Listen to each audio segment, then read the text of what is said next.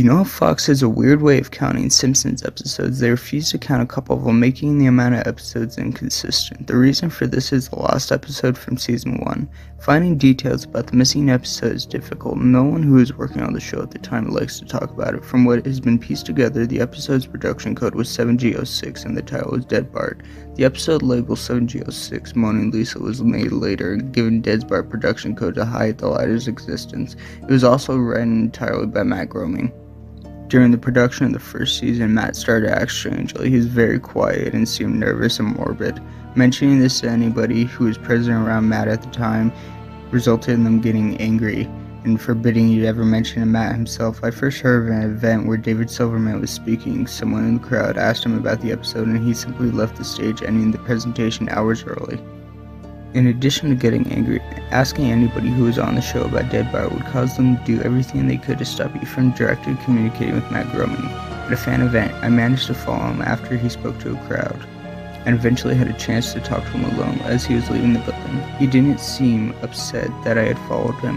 He probably expected a typical encounter with an obsessive fan. When I mentioned the lost episode though, all color drained from his face, and he started trembling. When I asked him if he could tell me any details, he sounded like he was on the verge of tears. He grabbed a piece of paper and wrote something on it and handed it to me. He begged me to never mention the episode again. The piece of paper had a website address. I'd rather not say what it was for reasons you'll see in a second. I entered the address in my browser and came to a site that was completely black except for a line of yellow text. A link, I clicked on it, and a file started downloading. Once it downloaded was complete, my computer went crazy. It was the worst virus I had ever seen. System restored, the entire computer had been rebooted. Before doing this though, I copied the file onto CD. I tried opening on my now empty computer. As I suspected, there was an episode of The Simpsons on it. The episode started off like any other, but had very poor quality animations. If you'd seen the original animations for Some Enchanted Evening, it was similar, but less stable. The first act was fairly normal, but the way the characters acted was a little off. Homer was angry, Marge seemed depressed, Lisa behaved anxious, and Bart appeared to have a genuine anger and hatred towards his parents.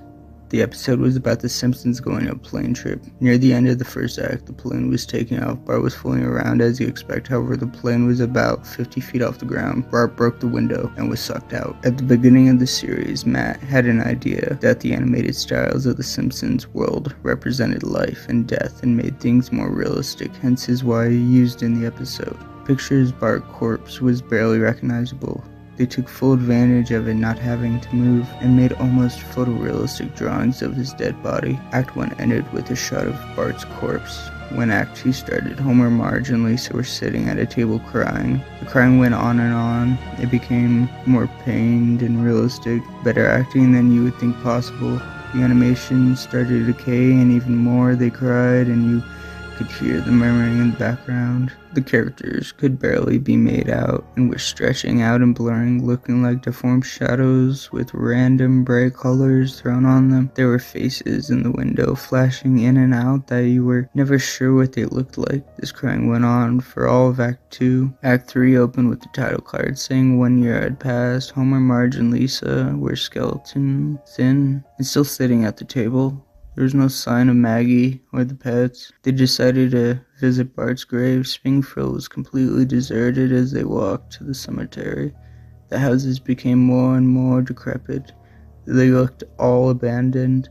When they got to the grave, Bart's body was lying in front of a tombstone, looking just like it did at the end of Act 1. The family started crying again. Eventually, they stopped and just stared at Bart's body. The camera zoomed down Homer's face. According to the summaries, Homer tells a joke at this part, but it isn't audible in the version I saw, so you can't tell what he's saying. The view zoomed out as the episode came to a close. The tombstones in the background that had names of every Simpsons guest star on them, some that had not yet heard of in 1998, some that haven't been on the show yet. All of them had death dates as well. For guests who had died since, like Michael Jackson and George Harrison, the dates were when they would die. The credits were completely silent and seemed handwritten. The final image was the Simpsons family on their couch, like in the intros, but all drawn in hyper-realistic, lifeless style of Bart's corpse. A thought occurred to me after seeing the episode for the first time. You could try to use the tombstones to predict the death of living Simpsons guest stars, but there was something odd about that. the ones who hadn't died yet. All the deaths are listed at the same date.